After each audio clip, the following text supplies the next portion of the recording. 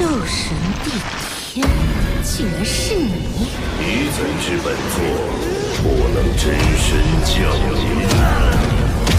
情况很糟，多处经脉断裂，生命气息十分微弱。不痛，谢谢你。你以后别这么逞能了。这浩瀚天地之间，可是有无尽的天地元力可以吸收的。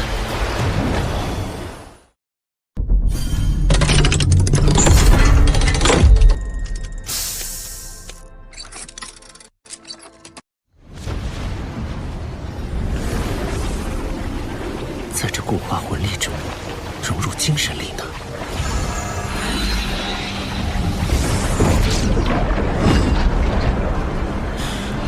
这魂力漏斗似乎出现了一种奇异磁场，而且已经开始影响到周围空间。论体积，已经与地天体内的一个小黑洞差不多了，但纯度差了很多。以我现在的能力，是无法将这魂力漏斗收入体内的。这股高度压缩的魂力随时会爆炸。为了安全起见，我必须找个空旷无人的地方。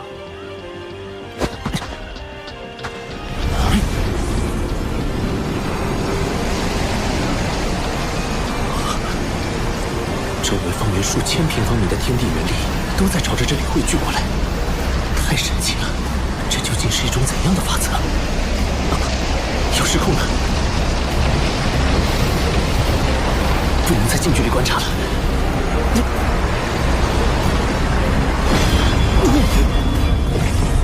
怎么回事？是敌袭吗？不知道，同学们还没消息。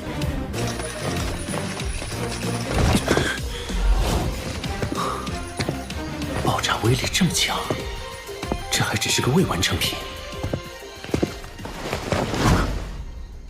霍雨浩，你干什么去了？我去外面透透气。透个气要这么长时间？今天的夜色真美。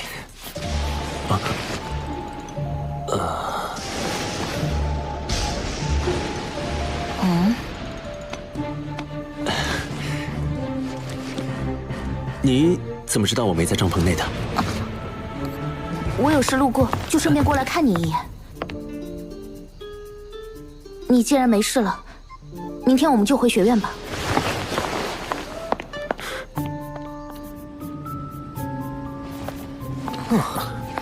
终于可以回到史莱克城了。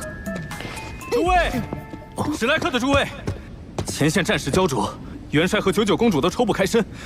但是元帅向陛下申请的赏赐，尤其霍小友的绝味册封，已经在路上了，还请稍待几日。完成册封后，元帅会亲自设宴为诸位送行。我不需要任何赏赐。白虎公爵和皇帝陛下的好意，我心领了。大家青山不改，后会有期。啊？连爵位都不要吗？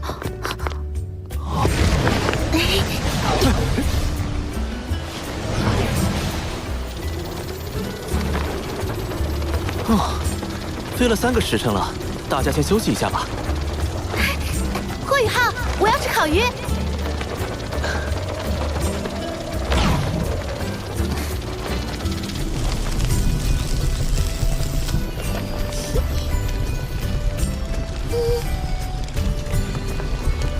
他怎么心事重重的？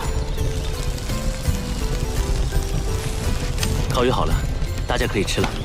我不饿，修炼完再吃。小师弟，你这么努力，还让不让我们活啊？好香啊！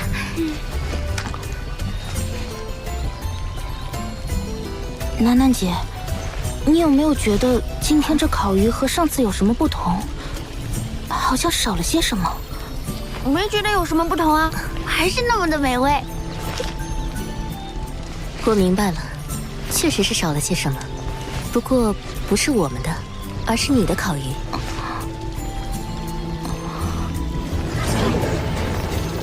三师兄，你们先回唐门吧，我去趟海山阁，有事向玄老请教。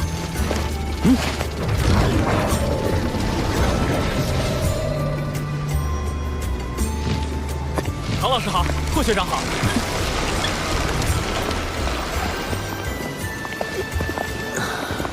回回家的感觉真好。我要去玄老那里，在此别过。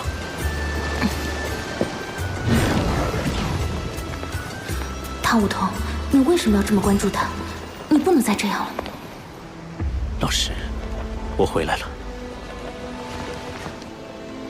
这次出去，我竟然见到了叶溪水前辈。他现在已经是日月帝国的死神斗罗了。老师，您听得到我说话吗？穆老是没有办法回应你的。受潮时，他释放能量导致灵魂受损，现在只能在黄金树内温养。大陆局面突然变得如此不堪，没想到日月帝国隐藏的竟然如此之深。叶溪水，他果然还活着，只是他与龙逍遥一起站在了日月帝国这边，是我不曾料到的。2名99级极限斗罗，足以撼动整座大陆的局势了。毒不死前辈不是也已经突破了吗？也许毒老怪在日月帝国的突袭中伤了本源，加上本体宗年轻一代损失殆尽，心气大跌，很难再与龙逍遥及叶溪水争锋了。天魂帝国经过这次偷袭，元气大伤，恐怕也再难有一战之力了。玄老，那我们能否召集一些隐士宗门一起对抗日月帝国呢？毕竟咱们原属斗罗大陆3国，如果被日月帝国侵占，他们也不会有什么好结果。已经在做了，很多宗门都积极响应，但在日月帝国最先进的魂导武器面前，这股抵抗力量还是太弱小了。玄老，有件事我想向您请教。此前在明斗山脉，我与叶溪水对上的时候，引动逆灵召唤帝天附体，帝天将力量通过空间之力注入到我的身体中，借助我的身体降临。那时我发现帝天的魂力运转与我完全不同，仿佛一个个黑洞相连，其间蕴含着极为恐怖的空间之力。学院教授的知识止步于魂斗罗，到了封号斗罗后，魂力的变化没有讲过。帝天那样的黑洞魂力，是极限斗罗所独有的吗？虽然都是极限斗罗级别，但帝天明显要比叶溪水更强。如果叶溪水不动用死神塔魂导器，他不是帝天的对手。没想到你这么快就接触到了这个层面。你的判断没错，魂师的魂力修炼到封号斗罗级别后，就会由原本的液态向固态转化。完成固态转化后，就会陷入修炼瓶颈。这个瓶颈对于绝大多数魂师来说都是很难逾越的。为什么？很简单，固态化的魂力是不能流动的，因此很多封号斗罗在完成魂力固化后，修为就再难寸进了。但是魂力固化又是冲击封号斗罗的基础，固化后的魂力会沉浸在丹田之中，名为魂核。魂核不断旋转，吸收外界魂力，供魂师使用。所以帝天之所以强大，就是因为他的魂核还能继续流动。思路没有问题，不过帝天的手段更为高超。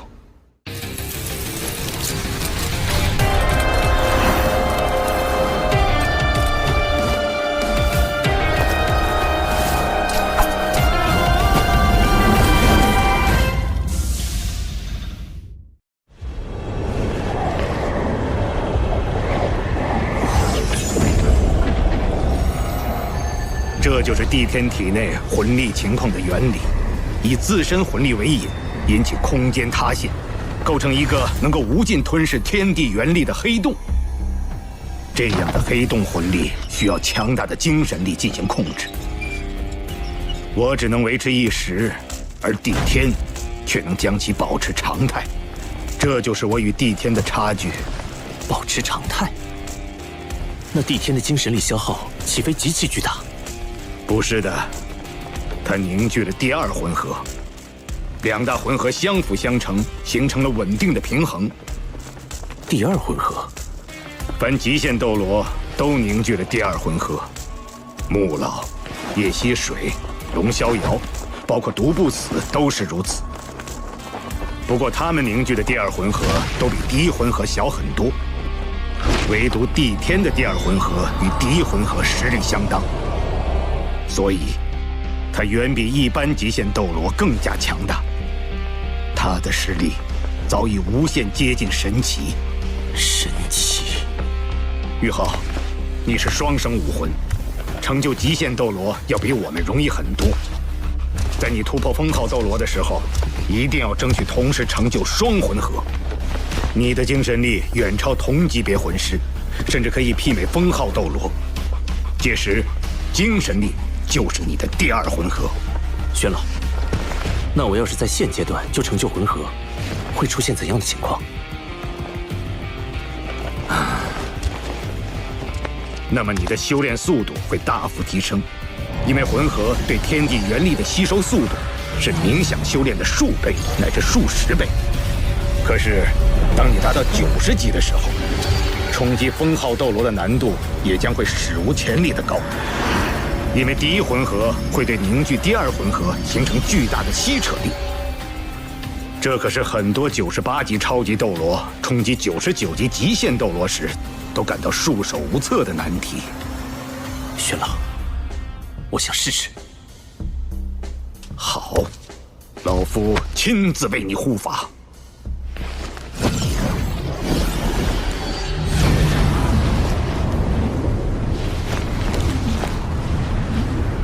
很好，继续，让我看看你最终能做到什么程度。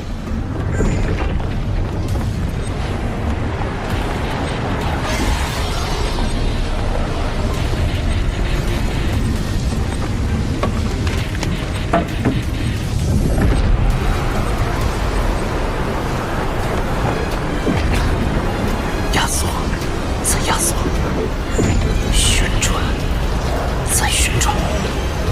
固态魂力已经超过我体内魂力总量的半数了。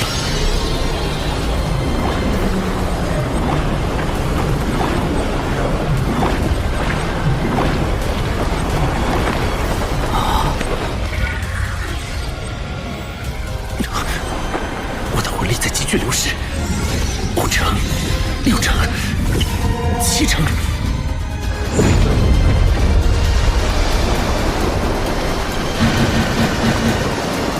强烈的魂力波动，有人在冲击超级斗罗。魂力波动的核心在玄老房间，既然有玄老护法，应该不必担心。我们且在这里观察一阵。奇怪，那会是谁在冲击超级斗罗呢？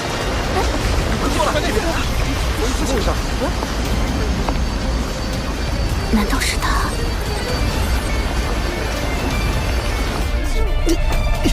？8成，魂力被吞噬超过8成了。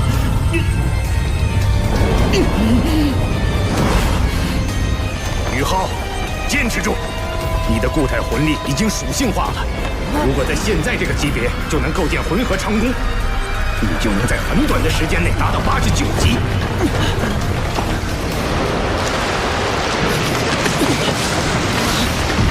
虽然冲击封号斗罗会很难，但这也是你的机缘，坚持住！宇浩到达极限了，不得已，以我的魂力禁锢住宇浩的固态魂力，再将其送入高空引爆，应该不会有太大危险。只是宇浩要虚弱几天才能恢复过来。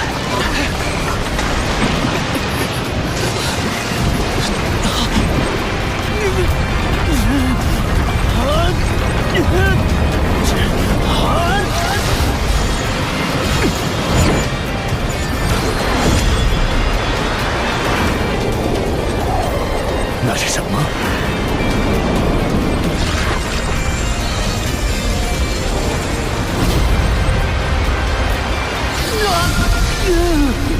生命函数之恶！天梦阁，继续，有我呢！天梦，你再将你的本源之力汇入宇浩体内。这样的话，一旦宇浩冲击成神失败，寿终正寝的时候，你也会一起死的。当我选择宇浩的时候，就已经决定与他同生共死了。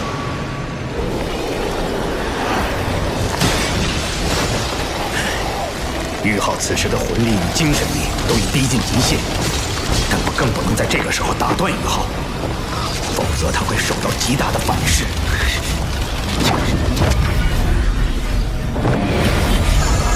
来吧，穿梭吧！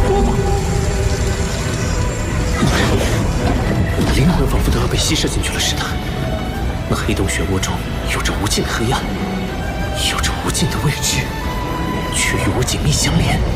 这就是我的魂核吗？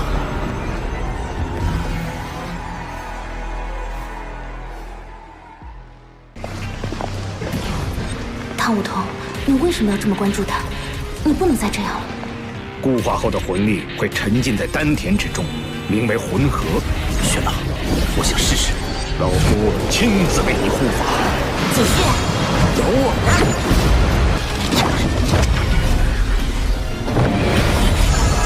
来吧，这就是我的魂核吗？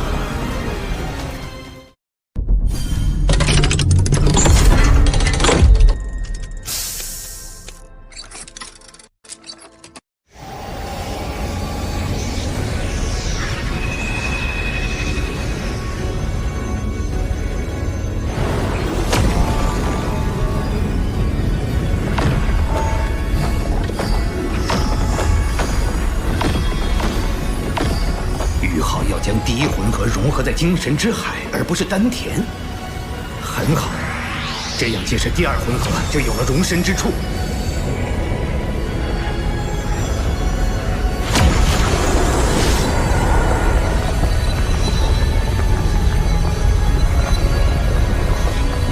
于浩，你成功了！你真的在魂圣阶段就凝聚了属于自己的第一魂核。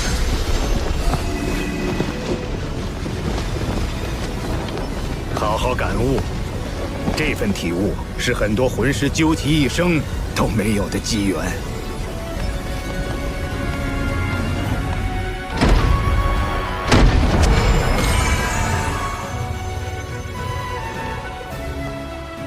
玄老，刚才不是您在冲击第二魂核，而是……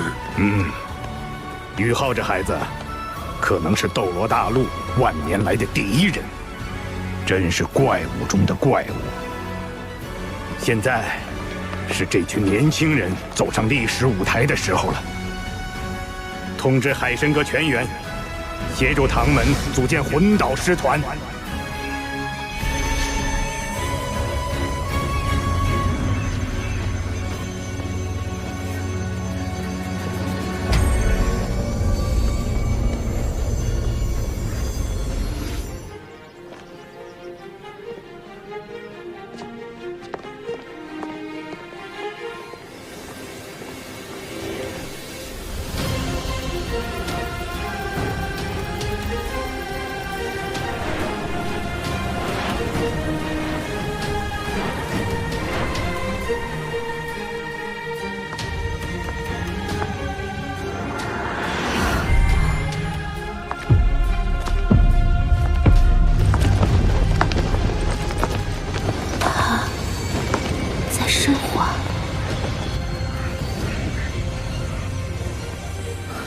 怎么回事？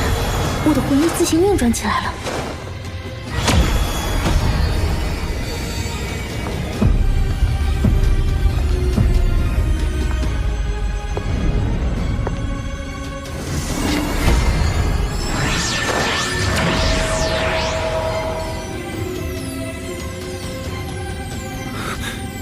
冬儿。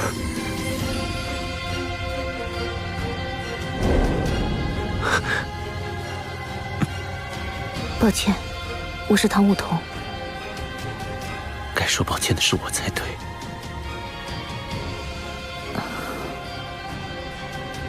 玄老让我来告诉你，醒来后就去唐门。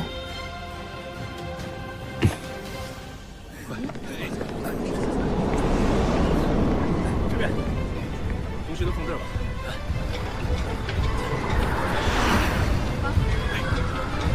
好，往下放。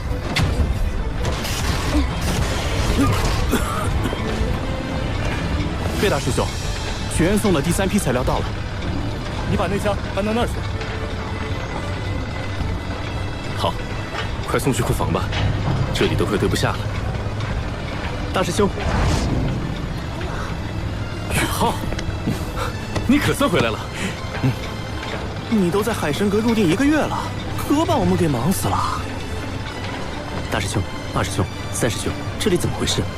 学院送了很多材料过来吗？何止啊！走，我们边走边说。魂导师团。学院经过海神阁讨论，综合各方面意见，决定建立3个魂导师团。3个？按照日月帝国那样，一支魂导师团数量是500人的话，装备3个魂导师团，那可就是1500人。这1500人的装备，哪是那么容易制作出来的？第1支魂导师团名为唐门魂导师团，是学院特批，也是3支中装备最精良的。总人数200人，全部装备唐门最先进魂导器，由魂帝以上级别的魂师组成。团长为仙灵2院长，副团长钱多多院长。同时，唐门魂导师团的封号斗罗一共将有10位，全部由学院补充进来。200人，其中有10名封号斗罗。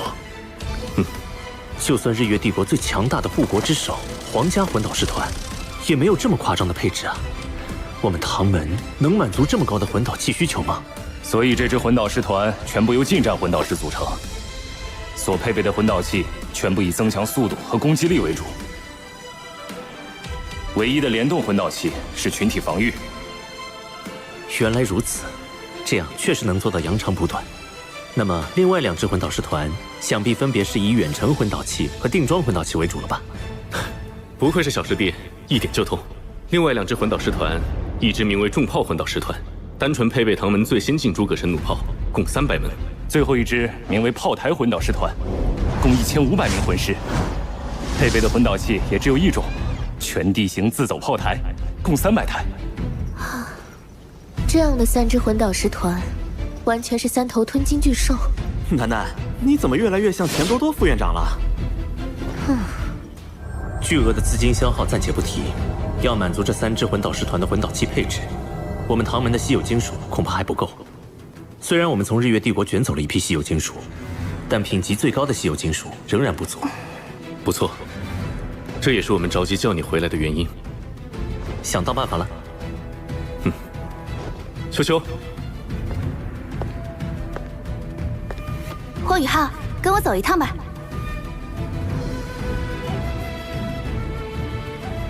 我们地龙门坐落于天魂帝国北方，靠近极北之地。宗门秘境里有一条隐藏矿脉，里面极有可能埋藏着一种少见的稀有金属。可能？地龙门自己没有探测过吗？秘境那里温度极低，并且危险重重，就连妈妈这样的魂斗罗也无法深入。只有你这种拥有极致之兵武魂的魂师才有可能进入。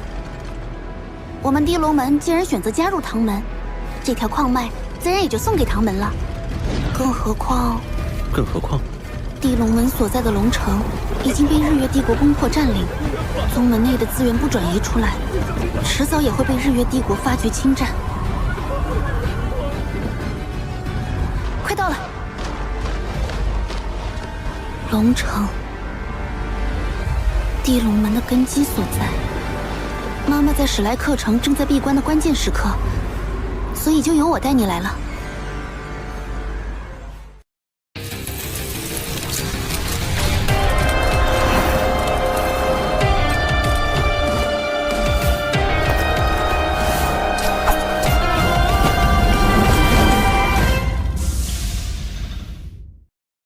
跟我来。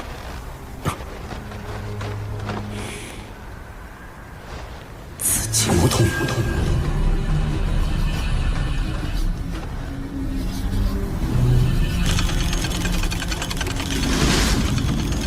有守卫，怎么办？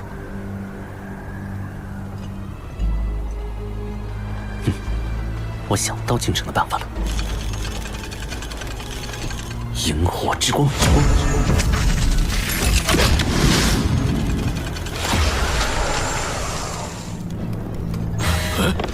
他在魂导器失联了。没事儿，新型号总归是有各种小毛小病的。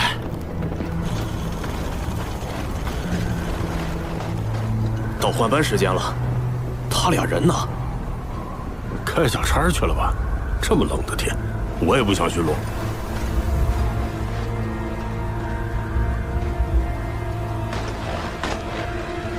这身衣服好暖和呀！嘘。哦。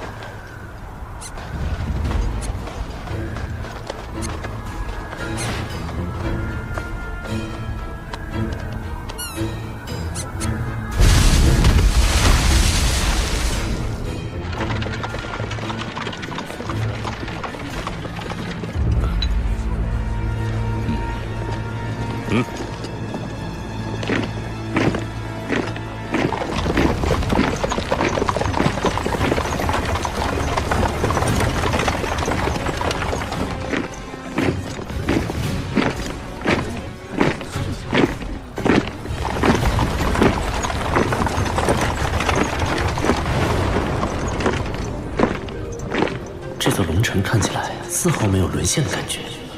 作为靠近极北之地的边境城市，反而人气不错。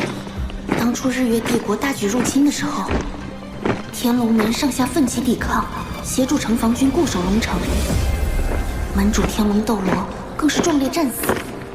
遗憾当时我们地龙门已经全员转移到了史莱克城，未能及时助他们一臂之力。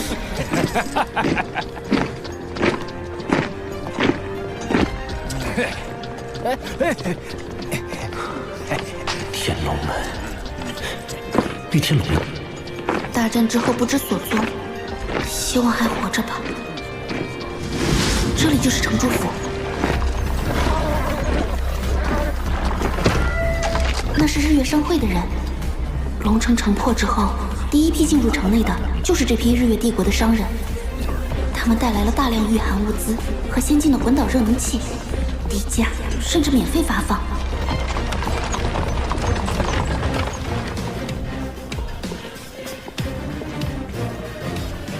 我跟进去看看。那我呢？你在这里做接应。嗯。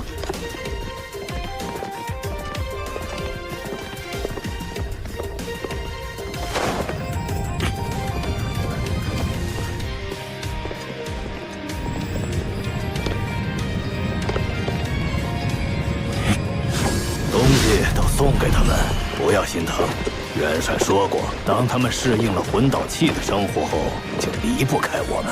用不了几年，就能让整座城市的民众归心。科技渗透，确实是个不错的阳谋。这个神秘的元帅究竟是谁呢？就事论事，这样改善民生的举措，确实帮到了城内很多平民。你居然向着他们！这是历史上很多侵略者惯用的手法。把反抗者杀掉，掐灭敌对的声音，再用利益收买人心。很快，他们就只会听到一个声音：拥护。但说到底，就是为了满足侵略者长期殖民的野心。随着战线拉长，这些殖民地的百姓只会沦为给战争机器输血的养料。你似乎很了解。10000年前，斗罗大陆上曾发生过一模一样的事。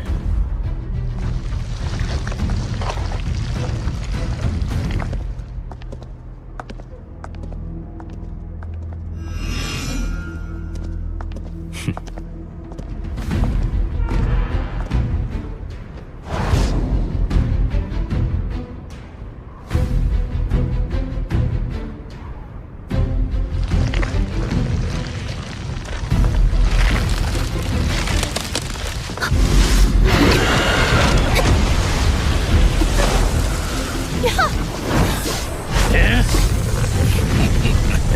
小丫头，终于等到你了。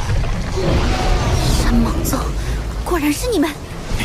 宗主，请下地龙门少主献给日月帝国，我们山蟒宗就能坐稳龙城首席宗门的位置了。所以，龙城城破之日，天龙门上下浴血奋战之时，你们山莽宗却投靠了日月帝国。嘿嘿，少废话，拿下你，南水水这娘们儿肯定许全宗投降。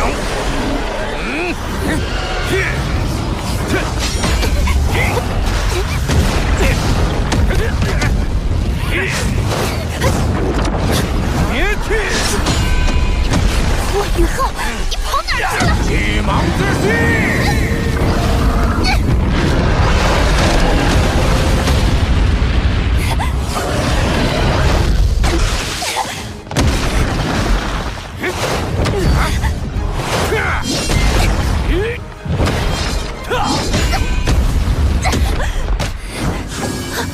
霍雨浩，你还不出来帮忙？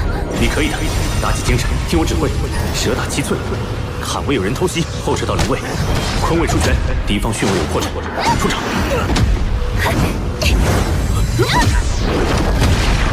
左手出掌，右手蓄力。逆捏之手。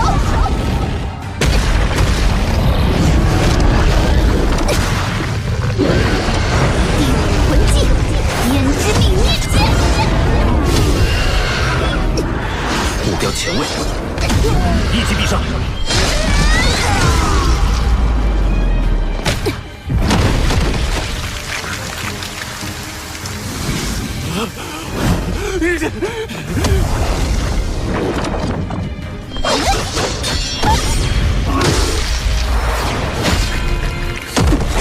背主求荣的人渣，早就该死了。霍雨浩，你居然袖手旁观，让本姑娘一个人对付这3条臭蟒。进来吧。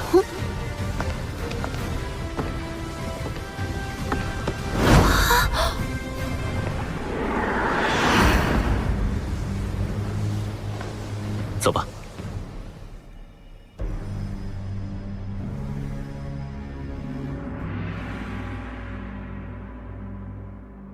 你真的在魂圣阶段就凝聚了属于自己的第一魂核？怎么回事？我的魂力自行运转起来了。这样的3支魂导师团，完全是3头吞金巨兽。我们地龙门既然选择加入唐门，这条矿脉自然也就送给唐门了。你可以的，打起精神，听我指挥，蛇打七寸，坎位有人偷袭。求荣的人渣，早就该死。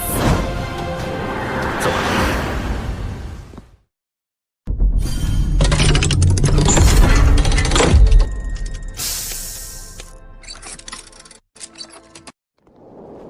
这些山莽宗的人都是你刚才……顺手解决。你现在魂力多少级76级。76。不久之前的斗魂大赛上，你还只有5环魂王修为，怎么会有这么快的修炼速度？一些机缘罢了。你真是怪物中的怪物。就是这里了，这口寒泉蕴含着浓郁的灵气，寒泉之下便是拥有奇异矿石的洞府。这水下似乎有什么在吸引着我。你下去吧，我在外面守着。虽然你有极致之冰，但也不要勉强。若是承受不住低温，就立即上来。好。果然灵气浓郁异常。曾经有一位先祖从里面开凿出一块小矿石，其中蕴含着浓郁的冰属性气息。那矿石本身又呈现金属特性，所以先祖传承下来，一直认为在这洞府内部是一处矿脉，一处拥有着冰属性稀有金属的矿脉。也许这稀有金属能助我突破魂斗罗。好一股纯净的冰属性天地元力，这里果然是一处宝地。冰皇护体，温度竟与冰火两仪眼的寒极冰泉相差无几，那里一定是这处寒泉的泉眼所在。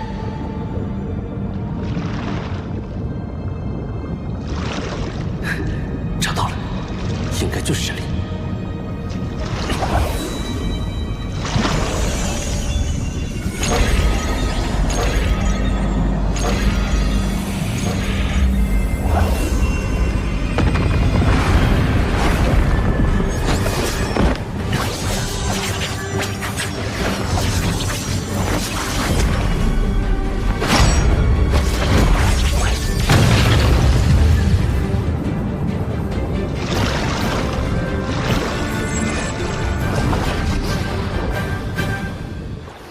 这座秘境送给你是正确的选择，也是天才中的天才。只有你能帮助地龙门重现往日辉煌。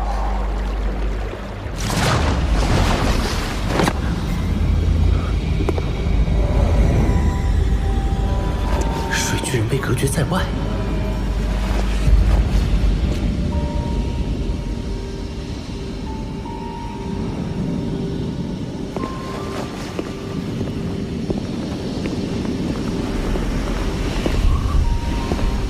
好冷，我已经拥有极致之冰，怎么还会感到寒冷？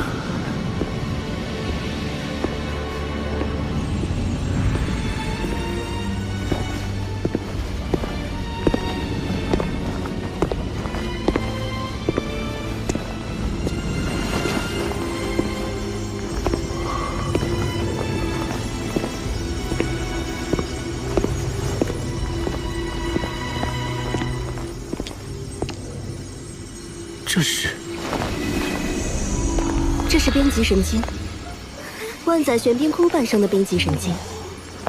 这么多的冰极神经，一定有万载玄冰窟存在。这对冰属性的魂师魂兽来说，都是可遇而不可求的宝物啊！冰极神经是什么？冰极神经是万载玄冰髓的半生金属。万载玄冰髓中的冰属性天地元力溢散出去，被周围矿脉中的金属矿藏吸收。矿藏属性改变，慢慢演化为冰极神经，是一种极为稀有的金属。稀有金属，既是最坚硬的，也是最柔韧的。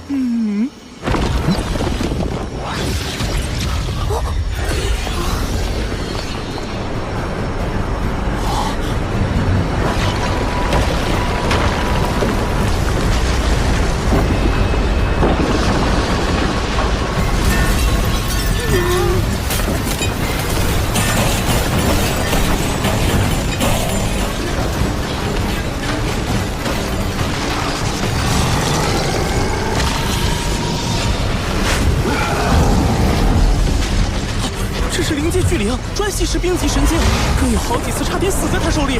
对不住了，冰极神经，我可不准备让给你。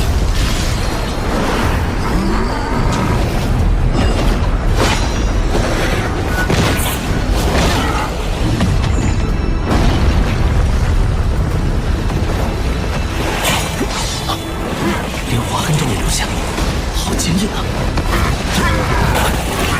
宇浩，你试一下将极致之冰融入暗金铜爪之中。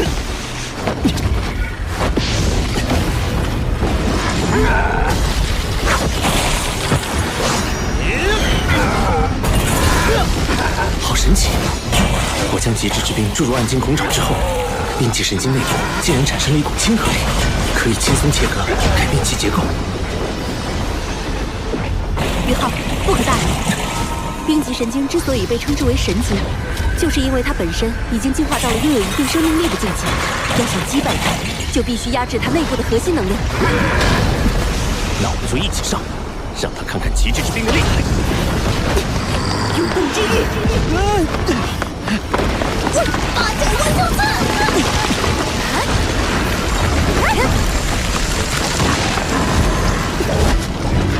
冰皇之怒。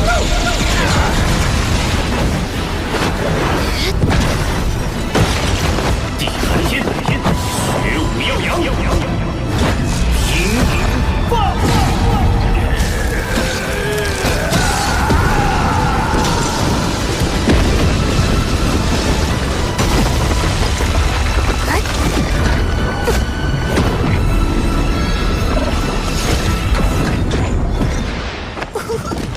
果然是最坚硬又是最柔韧的金属，用它来打造魂导器。性能一定远远超过同级别的其他所有魂导器。恐吓秦龙，如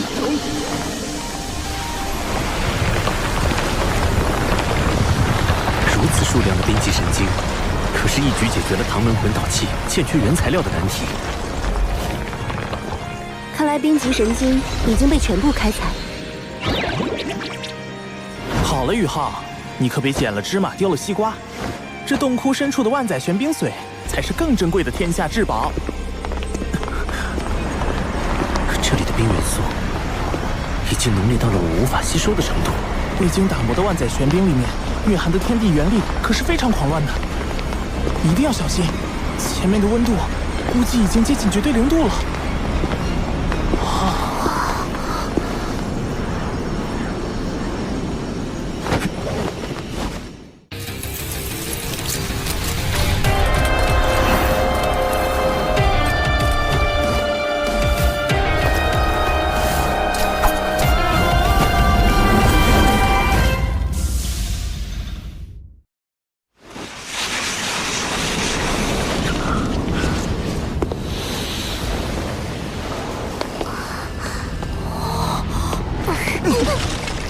这里的冰似乎连灵魂都能够冻结，死寂无通。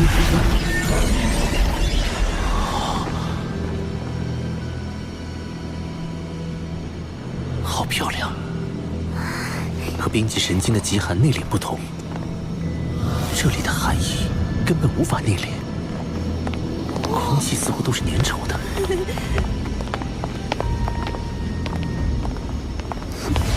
就是这里了，这就是万载玄冰髓。我无法吸收这万载玄冰髓的冰属性天地元力。这里的空间太小，以至于寒气无法外放，完全沉积在这里。所以，这里的超低温也是我们生平仅见，距离绝对零度也只差不到5度了。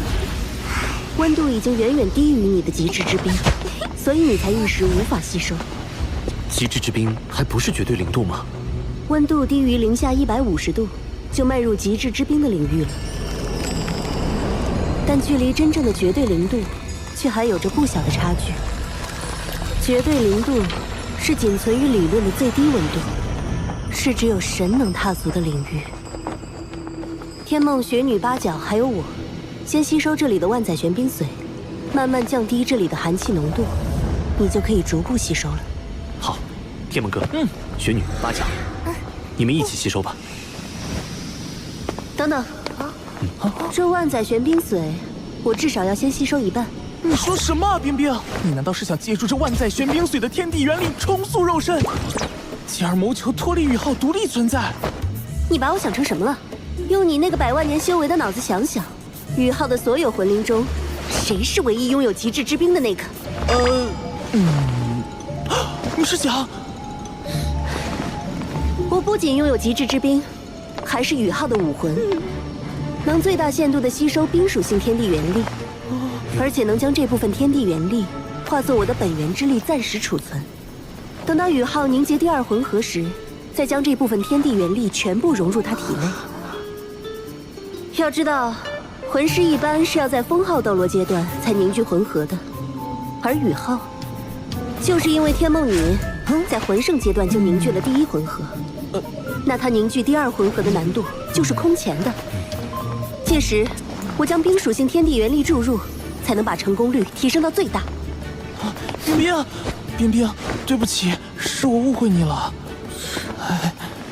更何况，乾坤问情谷，我已经答应与你在一起了，又怎会寻求离开宇浩独自存在？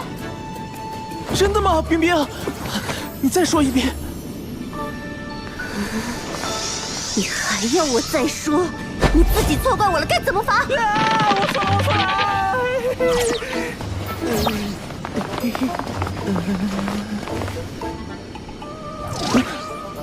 回头再跟你算账。赶快说吸收这万载玄冰髓的事儿吧。我们几个魂灵先吸收。宇浩，你自己只能吸收少部分。万载玄冰髓的效力太强了，如果你吸收太多，很可能会像当初天梦那样陷入沉睡。要是睡上个1000年万年，那就一切都太晚了。好。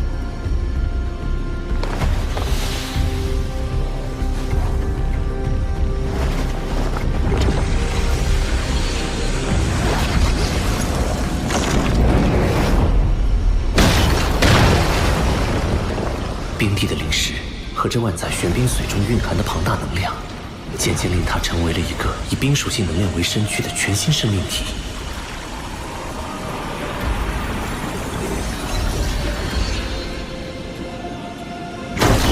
冰帝吸收了9根，我可以了。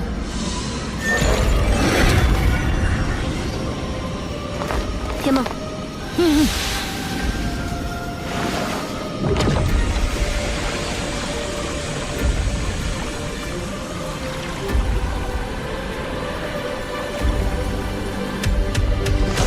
天梦阁吸收了3根。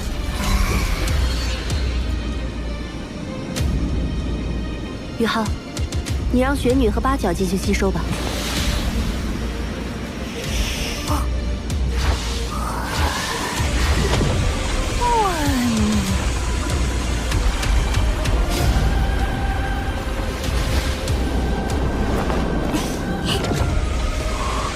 雪女吸收万载玄冰髓的速度比冰帝还要快，八角吸收了6根，雪女居然吸收了13根。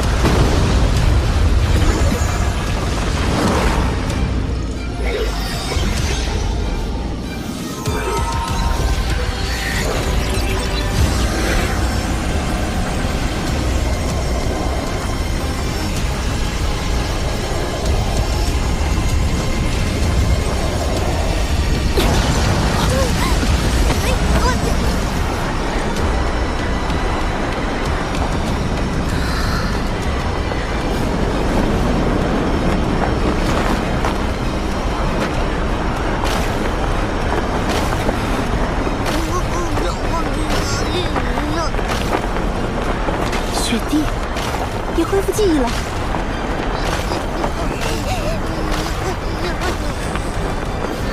这些日子多谢照顾，爸爸。别，那是你刚刚新生，没有记忆，做不得数的。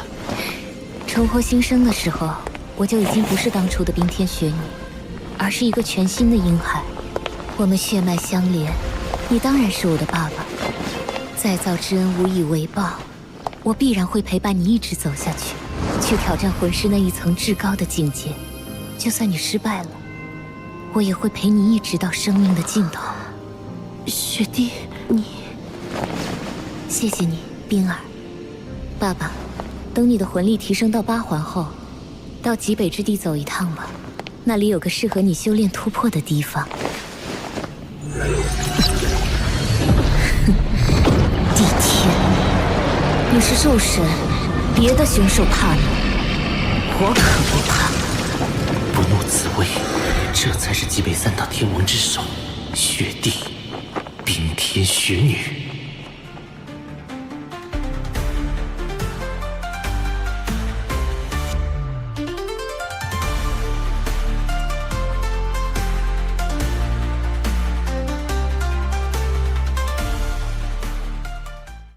这水下似乎有什么在吸引着我。这是灵界巨灵，对不住，灵气神经，我可不准备让给你。学武耀阳，平影爆！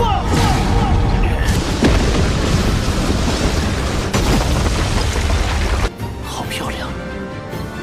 地天，我可不怕。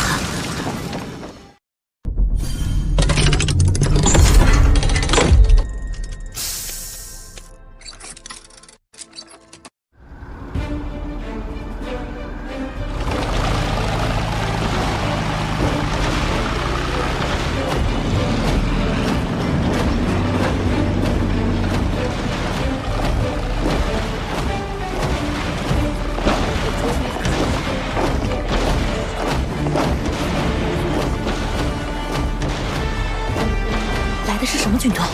好像是日月帝国的护国之首魂导师军团。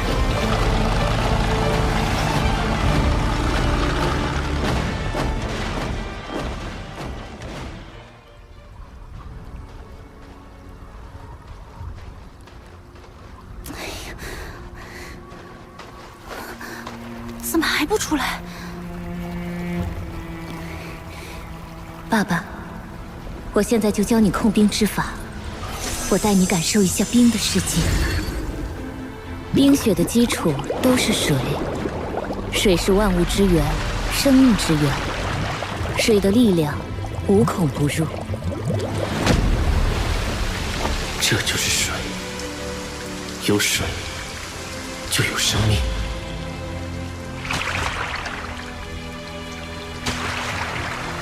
冰与雪，无论形态如何不同，它的本源都是水，只是因为温度的不同才成了冰。冰其实就是固态的水，是坚硬的水，是水之刚强。控冰之法实际上就是控制温度。当你掌控了温度的奥秘与水之特性，那么你的控冰之法就有些门道了。今天让你先感受控冰之法的第一层——温变。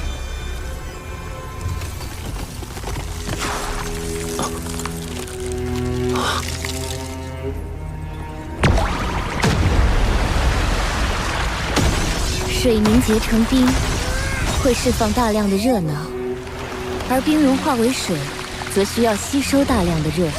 所以，当你紧贴冰的时候，并不会那么快感到冷。而冰化的时候，吸走了你身上的热量，寒冷就来了。原来我并不了解冰，拥有极致之冰的能力，反而令我忽略了很多冰最本源的东西。寒冷，并不是纯粹对温度的控制，更重要的是对冰属性本身的了解。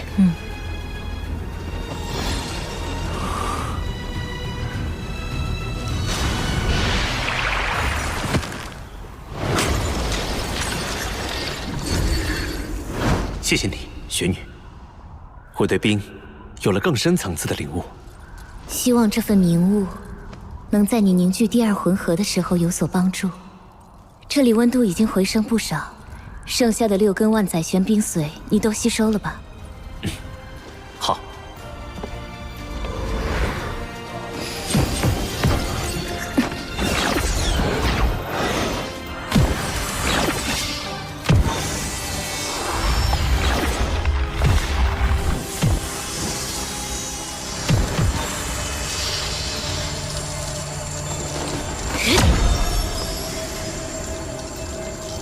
任何一个万载玄冰窟的形成，都是大自然的恩赐。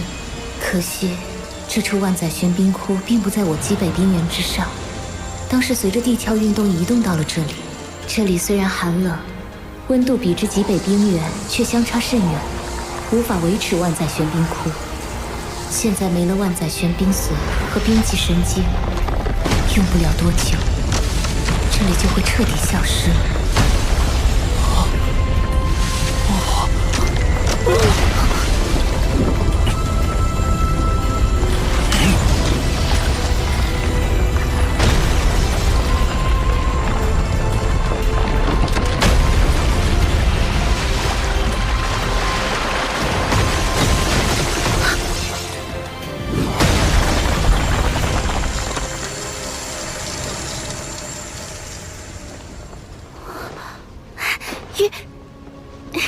霍师弟，秋秋，这处寒泉洞窟确实是一处宝地。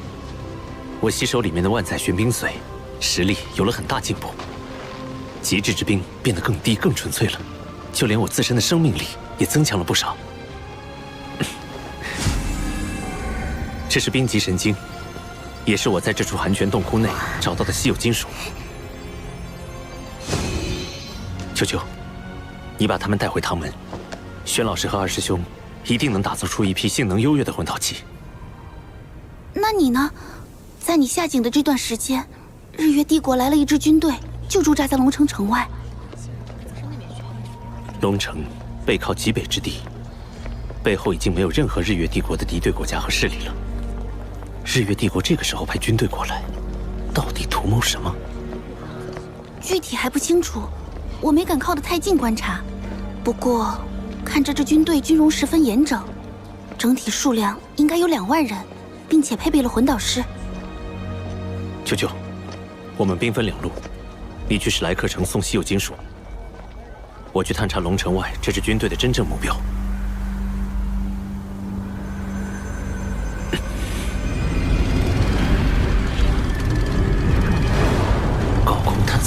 器，数量超过了100台。看来龙城外的这支军队所谋不小。这支军队十分可疑。我开始，这边，走。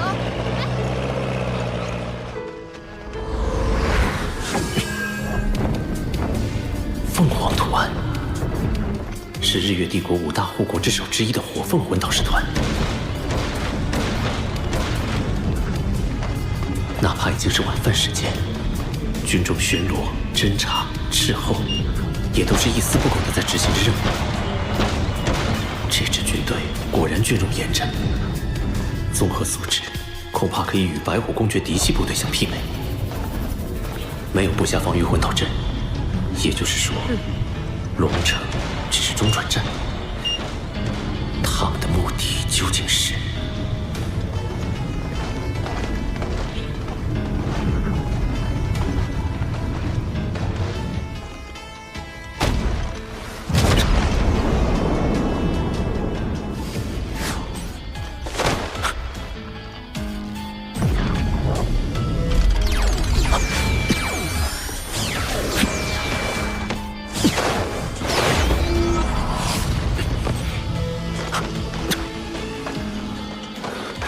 抓个舌头问问，顺便测试一下这座军营的真实实力。哎，看这里！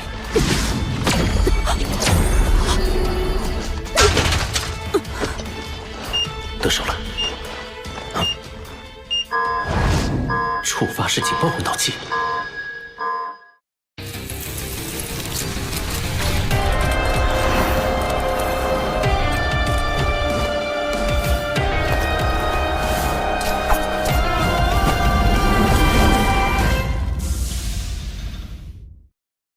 果然，这座军营实力不俗。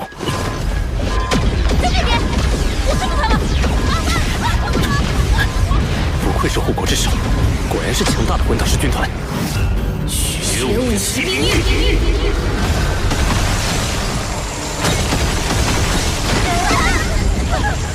虽然被发现了，但不能白来一趟。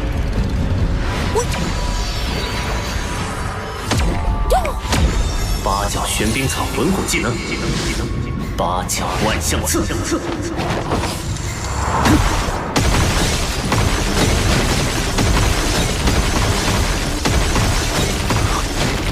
好强的大范围魂技，辐射范围足有1公里。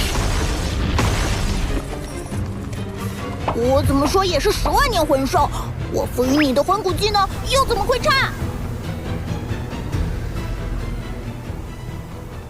敌人只有一个，你们还给他逃了？是的，团长，对方实力很强，他用覆盖面积极大的冰属性魂技摧毁了我们的高空探测魂导器，之后整个人就像消失了一样。他似乎还会精神攻击，导致我们的魂导器在瞄准过程中出了偏差。冰属性，精神攻击。团长，我们现在……这个人的行踪诡异，用常规之法必定无法擒获。但若我们拔营起寨，或许能引他来探。哼！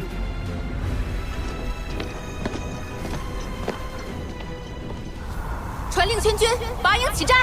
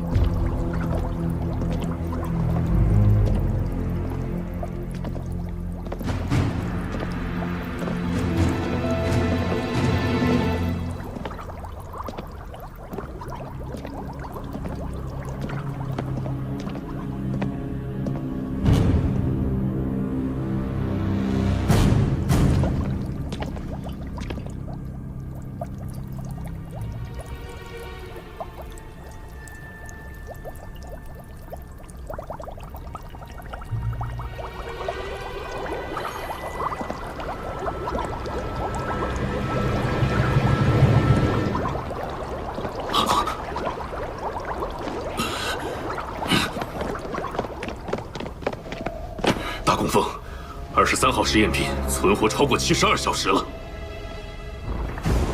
很好，这次的实验若成，我日月帝国的勇士就能拥有源源不断的备用器官了。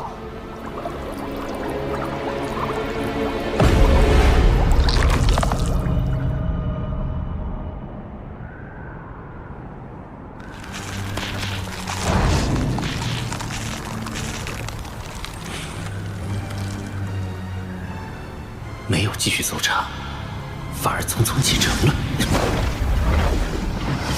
精神探测。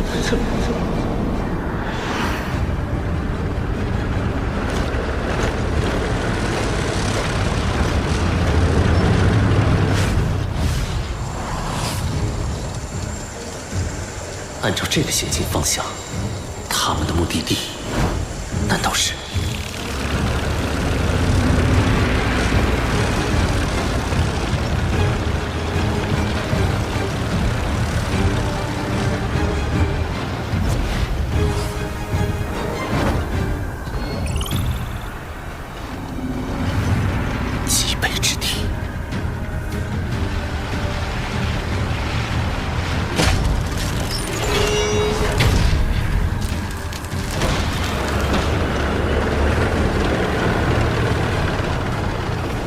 模拟。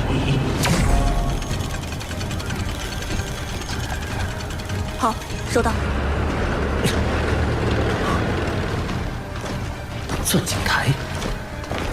对了，既然靠近极北之地的龙城拥有冰级神经和万载玄冰髓这样的至宝，那么极北之地肯定埋藏着更多的稀有金属资源。日月帝国真正的目的是开采极北之地的矿脉，攫取资源，为扩大战争规模做准备。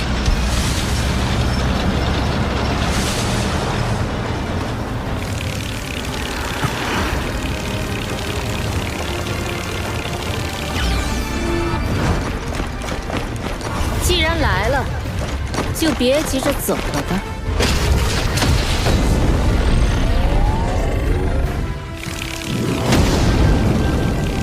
你以为单靠隐匿身形就能瞒住我们的视线吗？封号斗罗，你一定奇怪是怎么被发现的。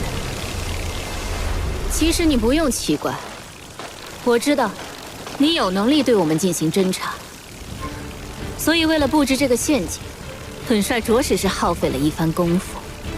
在这极北之地边缘，最大的特点就是低温，而低温之中，热能探测魂导器就会特别的敏感。虽然你已经很小心地将自己的体温与周围环境同化，但是你却忘了，在你移动的过程中，空气气流会变化，多少还会有一点温度的改变。这是禁神手铐，能够禁锢你的魂力，戴上它，露出你的真实面目，我们就可以好好谈谈了。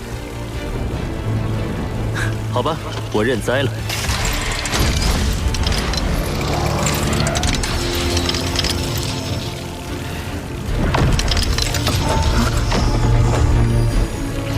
团长，是我。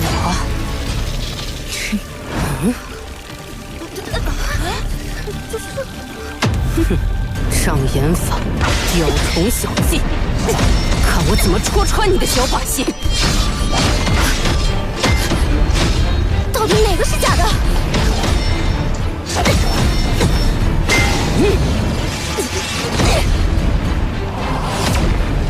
他是假的，快攻击！蠢货，睁大你们的眼睛看清楚，究极魂导师的实力！